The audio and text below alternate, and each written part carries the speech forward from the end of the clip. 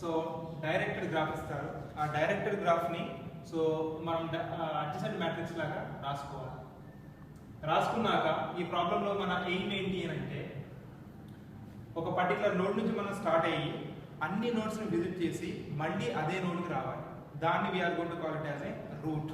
So మనం best రూట్ని calculate చేయడం అనేది ఎయిమ్ ఆఫ్ దిస్ ప్రాబ్లం. దీనికి మనం డైనమిక్ ప్రోగ్రామింగ్ అప్రోచ్ వాడతాం. సో ఇక్కడ ఫార్ములా ఎలా ఉంటుంది అంటే this G function is the cost function.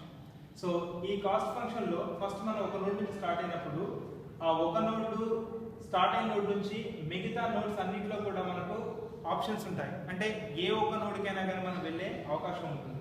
So కాబట్టి ఆ వెళ్ళే పాయింట్ని మనం కే వాల్యూతో అనుకున్నప్పుడు ఫస్ట్ నోడ్ దగ్గర మనం స్టార్ట్ అయినప్పుడు సపోజ్ మనకు ఎన్ని నోడ్స్ ఉన్నాయని చెప్పేసి అనుకుంటే సో మనం 1 నుంచి 2కైనా వెళ్ళొచ్చు, 3కైనా వెళ్ళొచ్చు, 4కైనా వెళ్ళొచ్చు, అలా n వరకు వెళ్ళే ఆప్షన్స్ మనకు ఉంటాయి. సో ఆ ఆప్షన్స్ అన్నింటిని కూడా ఎక్సర్సైజ్ చేసి దాంట్లో మినిమం కాస్ట్ రూట్ని మనం తీసుకోవాల్సి ఉంటుంది. ఇలా చేయడానికి ఏంటి, మనం ఏదైతే నోడ్ని మనం కే వాల్యూ తీసుకున్నామో ఆ ఎడ్జ్ కాస్ట్ మనం రాసుకొని ఆ తర్వాత ఆ వాల్యూని వదిలేసి సో v మైనస్ 1k అన్నాం. అంటే టోటల్ వర్టిసెస్ మైనస్ మనం తీసుకున్న ఏదైతే ఫస్ట్ మనం నోడ్కి అయితే రీచ్ అయ్యామనుకుంటామో ఆ నోడ్ని పైగా ఫస్ట్ నోడ్ని మనం వదిలేసి మిగతా నోడ్స్ యొక్క కాంబినేషన్కి సో కాస్ట్ ఫంక్షన్ అనేది క్యాలిక్యులేట్ చేస్తున్నాం. సో అల్టిమేట్గా ఈ కాస్ట్ ఫంక్షన్ అనేది రిపిటేటివ్గా మనం క్యాలిక్యులేట్ చేయడం వల్ల సో మనకు సొల్యూషన్ అనేది వస్తుంది. So according to this function so first మనం ఫస్ట్ నోడ్ నుంచి స్టార్ట్ అయ్యామనుకుంటే ఫస్ట్ నోడ్ని వదిలేస్తే మనకు ఆప్షన్స్ వచ్చేసి ఏమున్నాయి 2, 3, 4 నోడ్స్కి వెళ్ళే అవకాశం ఉంది. సో ఇందులో ఏ నోడ్కి వెళ్తే కాస్ట్ ఎలా వస్తుంది అని చెప్పేసి మనకు తెలియాలి అంటే మనకు already only C(1), C(13), C(24) అంటే 1 to edge cost 1 through edge cost 2, 4 okay. So 1, 4 edge cost అనేది మనకు ఉంది. సో బట్ మనకు ఆ 1 నుంచి 2కి వెళ్ళిన తర్వాత 2 నుంచి మనం ఇంకా విజిట్ చేయాల్సినవి ఉన్నాయి 3 నోడ్ అండ్ 4th నోడ్ ఉంది. సో దాని కాస్ట్ ఎంతో మనకు తెలియదు. సో తెలియాలి అంటే మళ్ళీ సో దాన్ని ఆ ఫంక్షన్ ఫార్మాట్లో రాసుకోవాలి. అంటే ఈ వాల్యూ మనకు వస్తే తప్ప సో టోటల్ కాస్ట్ 1 నుంచి 2కి 2 నుంచి 3కి 3 నుంచి 4కి వెళితే ఎంత అవుతుంది అనేది మనకు తెలియదు. సో కాబట్టి ఈ ఫంక్షన్ ఇక్కడ రాసుకుంటాము. నెక్స్ట్ అలాగే 1, 3 అనుకుంటే ఒకవేళ 1 నుంచి 3కి వెళ్ళాము అనుకుంటే మనకు మిగిలిపోయిన నోట్స్ ఏముంటాయి మళ్ళీ 2, 4 ఉంటాయి. సో కాబట్టి వాటికి క్యాలిక్యులేట్ చేయాలి. అలాగే 1, 4 అని చెప్పేసి అనుకుంటే సో మిగిలినవి 2, 3 ఉంటాయి. కాబట్టి సో 4 నుంచి 2, 3కి వెళ్ళడానికి ఎంత కాస్ట్ అవుతుంది అనడానికి ఈ ఫంక్షన్ ఉంటుంది. ఈ ఫంక్షన్ రికర్సివ్గా మనం సాల్వ్ చేసుకుంటూ వెళితే మనకు సొల్యూషన్ వస్తుంది. సో కాబట్టి మళ్ళీ ఈ 3 ఫంక్షన్స్ నేను స్టెప్ 2లో రాశాను. స్టెప్ 2కి వచ్చేస్తే స్టెప్ 2లో ఫస్ట్ ఫంక్షన్ మనం తీసుకుంటే ఒకవేళ 2 నుంచి స్టార్ట్ అయ్యాము అనుకుంటే సో 2 నుంచి 3కి వెళ్ళే అవకాశం ఉంది, 2 నుంచి 4కి వెళ్ళే అవకాశం ఉంది. సో 2 నుంచి 3కి ఒకవేళ వెళ్ళుంటే 3 తర్వాత 4కి వెళ్ళడానికి అయ్యే కాస్ట్ ఎంత. So that cost if you want to know again we're going to write on this cost function. అలాగే 2 నుంచి మనం 4కి వెళ్ళాం అనుకోండి. సో 2 నుంచి 4కి వెళ్ళిన తర్వాత మళ్ళీ 4 నుంచి 3కి వెళ్ళడానికి మిగిలిన నోడ్కి ఎంత కాస్ట్ అవుతుంది అనేది మళ్ళీ కాస్ట్ ఫంక్షన్ రాశాము. అదేవిధంగా so second function, third function ఈ విధంగా ప్రతి ఫంక్షన్ని మనం రికర్సివ్గా డిరైవ్ చేసుకుంటూ ఓన్లీ ఈ వాల్యూస్ మాత్రమే మనకు చేంజ్ అవుకుంటూ వస్తాయి. సో అగైన్ ఈ కాస్ట్ ఫంక్షన్ మళ్ళీ వీటన్నింటిని కూడా మనం ఇక్కడ కాస్ట్ ఫంక్షన్స్గా రాసుకోవడం జరిగింది. సో అల్టిమేట్గా మనం ఎక్కడికి రీచ్ అవుతాము అని అంటే ఈ కాస్ట్ ఫంక్షన్ దగ్గరికి రీచ్ అవుతాము. అంటే ఏంటి, సపోజ్ మనం 1 నుంచి 2కి, 2 నుంచి 3కి, 3 నుంచి 4కి వచ్చిన తర్వాత ఎక్కడికి వెళ్ళాలి. సో ట్రావెలింగ్ సేల్స్మెన్ ప్రాబ్లం ఏం చెప్తుంది అంటే మనకు అన్ని నోడ్స్ని విజిట్ చేసిన తర్వాత మళ్ళీ ఫస్ట్ నోడ్కి ఏదైతే నోడ్ నుంచి మనం స్టార్ట్ అయ్యామో ఆ నోడ్ వరకు రావాలి. సో దానికని చెప్పేసి మనకు రూట్ ఏమవుతుందంటే ఫంక్షన్ ఏమవుతుంది అంటే సో g(4), సో v π అని చెప్పేస్తుంది. అంటే సో నల్ నోడ్ అని చెప్పేసి అన్నాడు. Null node in the sense this is going to be starting node. అందుకే ఈ π symbols represents the starting node. అంటే ఎక్కడి నుంచి అయితే మనం స్టార్ట్ అయ్యామో ఆ నోడ్కి మనం వెళ్ళాల్సి ఉంటుంది. So like that we're going to get 4 నుంచి ఫస్ట్ నోడ్కి, 3 నుంచి ఫస్ట్ నోడ్కి, 2 నుంచి ఫస్ట్ నోడ్కి, ఓకే 3 నుంచి ఫస్ట్ నోడ్కి ఇలా మనకు ఫంక్షన్స్ వస్తాయి. సో అల్టిమేట్గా ఇవన్నీ రిపిటేటివ్ ఫంక్షన్స్ కాబట్టి మనం ఒక్కొక్కసారి రాసుకుంటే మన చివరి ఫంక్షన్స్ వచ్చేసి 4 to 1 అండ్ 3 to 1, 2 to 1 ఎంత కాస్ట్ అవుతుందో మనకు తెలుస్తుంది. ఈ వాల్యూస్ మనకు ఆల్రెడీ గివెన్ డేటాలో ఉన్నాయి కాబట్టి ఆ వాల్యూస్ మనం తీసుకున్నాం.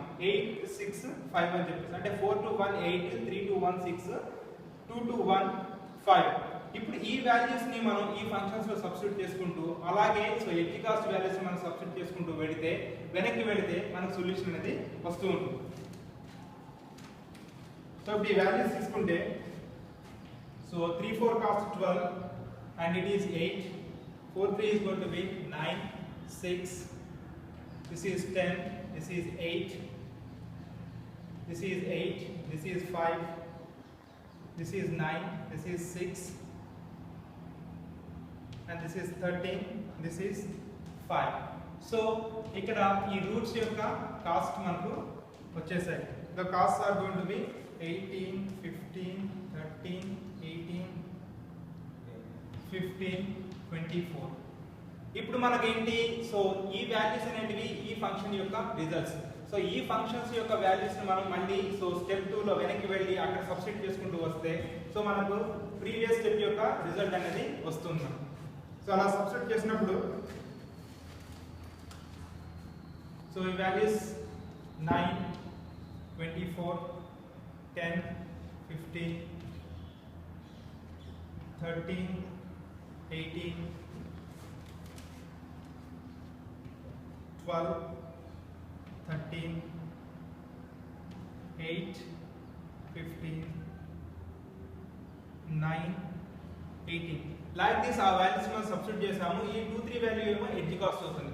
ఇలా తీసుకొని ఇక్కడ మనకు 3 4 అంటే మనం 2 నుంచి 3 కి వెళ్తే బెటరా లేకుంటే 2 నుంచి 4 కి వెళ్తే బెటరా అనేది ఎలా తెలుస్తుంది అంటే, we need to pick the so minimum value 24 plus 9 and 10 plus 15.